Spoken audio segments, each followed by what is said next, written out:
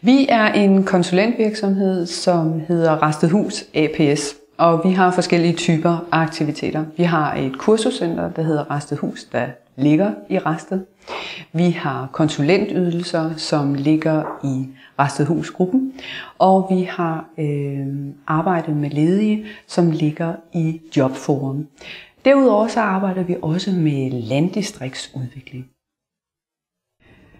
Den kooperative virksomhedsmodel er særlig velegnet til virksomheder, der vil ud over rampen, der ikke kun vil tjene penge, men også vil møde et særligt formål med de penge, de nu engang tjener.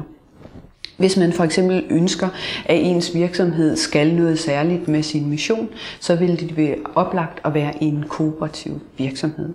Altså det at sætte flere dagsordner i sin strategi, som gør, at man ikke kun tænker på bundlinjer som økonomi, men bundlinjer som mange forskellige andre ting, som også er vigtige i det samfund, som vi er en del af. De kooperative virksomheder har det til fælles, at de ønsker at gå ud over det og arbejde kun med en økonomisk bundlinje. De har typisk et motiv, der er langsigtet til at drive deres virksomhed.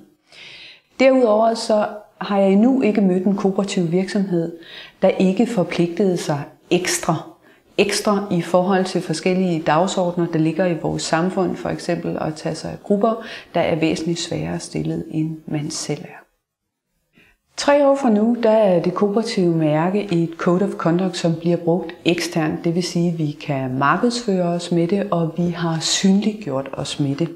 Det vil sige, at når man går ud og køber en kooperativ virksomhed, som har det kooperative mærke, så ved man, hvad man får. Man ved, hvad det står for.